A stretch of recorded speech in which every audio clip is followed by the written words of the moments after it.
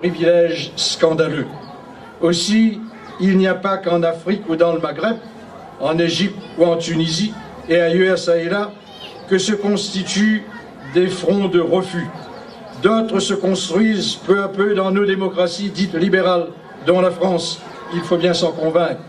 Démocratie qui se croirait, malheur à elle, affranchie de toute remise en question.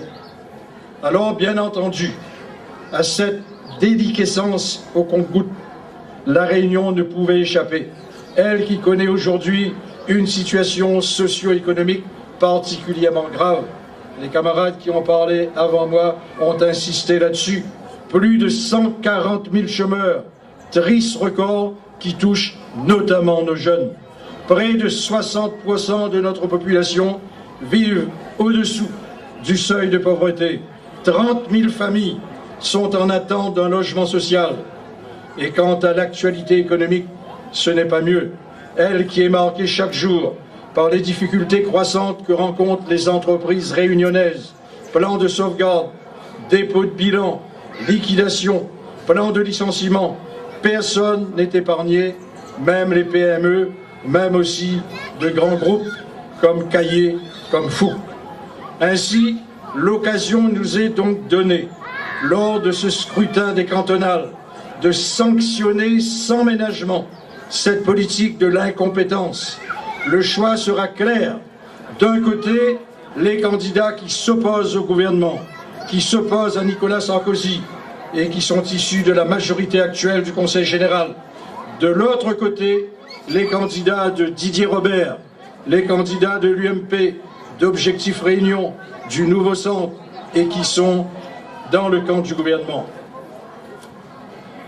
Dans quelques jours, nous avons donc l'occasion de dire non à cette politique de réelle casse sociale menée par le gouvernement UMP et ses alliés à La Réunion.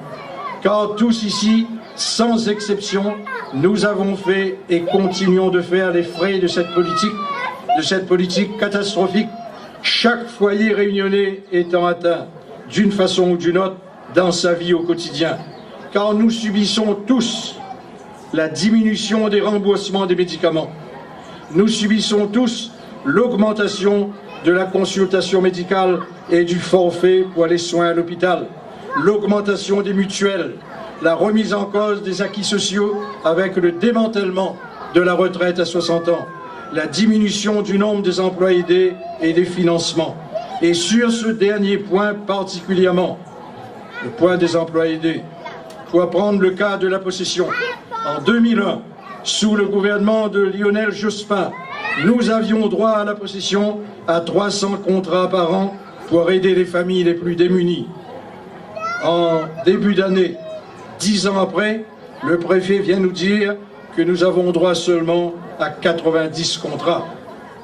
Eh bien, la question que nous posons, avec 90 contrats, comment peut-on répondre à la détresse des familles, à la détresse des jeunes?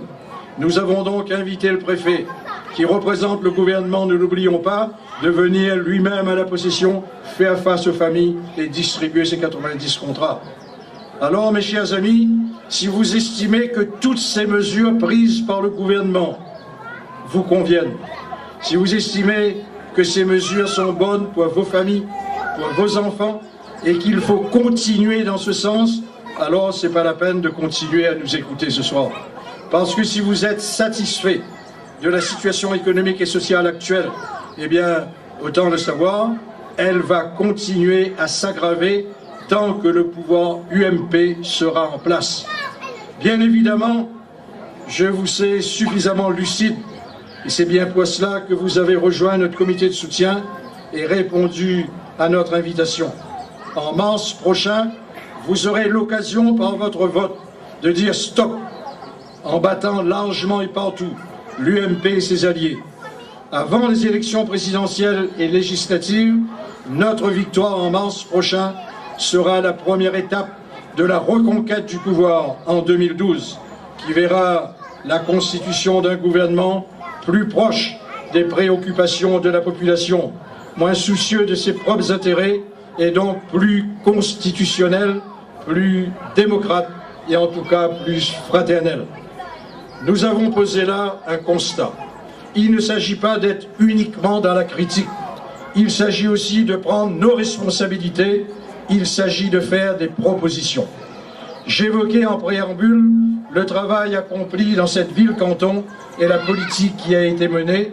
Je reviens ici quelques instants, si vous le permettez, pour justifier encore cette fierté dont je viens de parler et qui m'aura permis d'intervenir au Conseil général en votre nom et en ma qualité de 3e vice-président, plus particulièrement depuis mon élection en 2004, ce qui s'est soldé notamment par la reconquête du littoral avec le marché forain financé à 80% par le département, auquel s'est ajouté le marché aux poissons.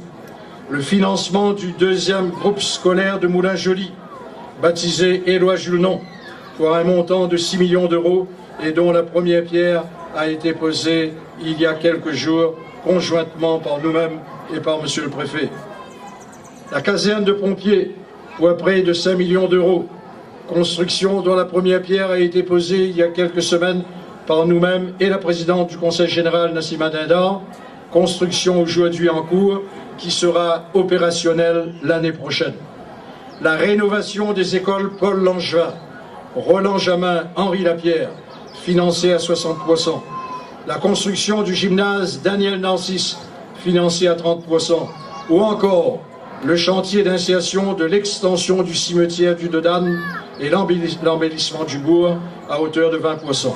Et de même, le chantier d'insertion de rénovation de nos maisons de quartier financé à 20%.